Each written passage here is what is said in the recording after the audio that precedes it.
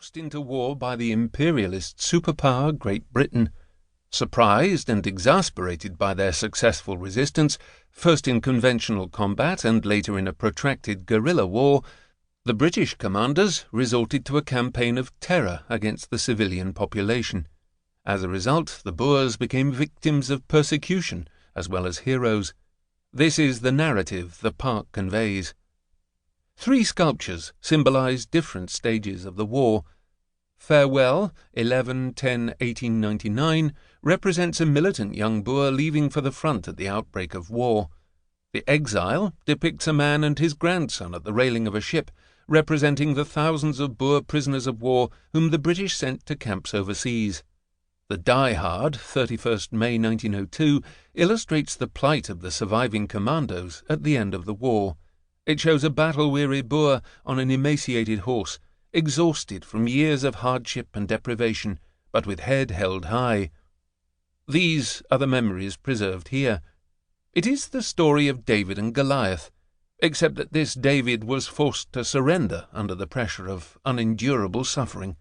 This is expressed on the circular plinth on which the column rests. An inscription between the sculptures and the plaques reads, "This national monument has been erected in commemoration of the 26,370 women and children who died in the concentration camps, as well as other women and children who succumbed elsewhere as a result of the war of 1899 to 1902, unveiled on 16th December 1913. Visitors today might be misled by the inscription. Since the Second World War, the term concentration camps has been associated with the Nazis' systematic murder of the Jews, but that is not what it meant in 1913. In the light of what we know today, it would be more accurate to call the British camps internment camps, because that is what they were, and they were massive. Commander-in-Chief Lord Roberts and his successor Lord Kitchener hoped that removing the civilian population from the war zone would force the Boer commanders to surrender. Some 115,000 people, mostly women and children, were rounded up and incarcerated in appalling conditions, where almost a quarter of them, mainly children, perished.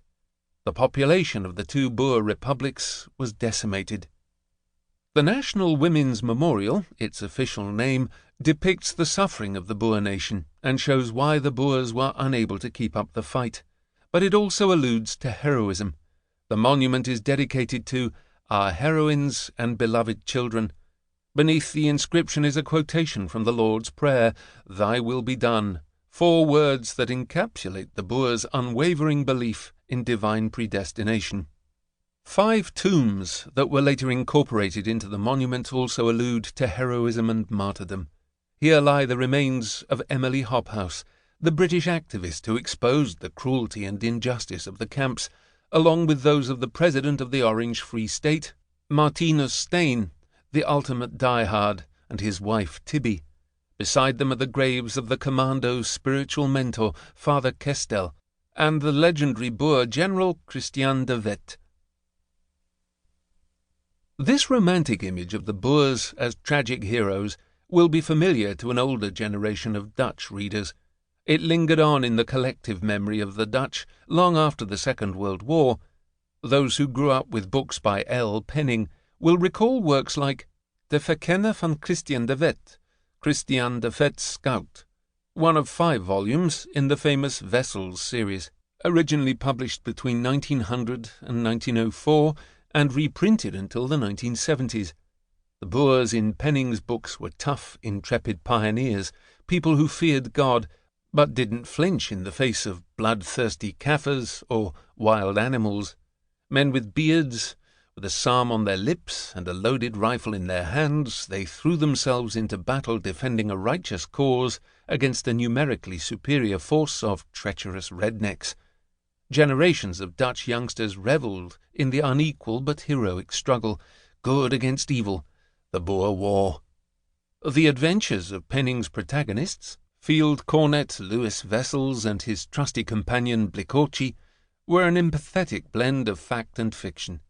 Penning had never actually seen the world he was describing, but neither had his German contemporary Karl May, who created Winnetou and Old Shatterhand without having set foot.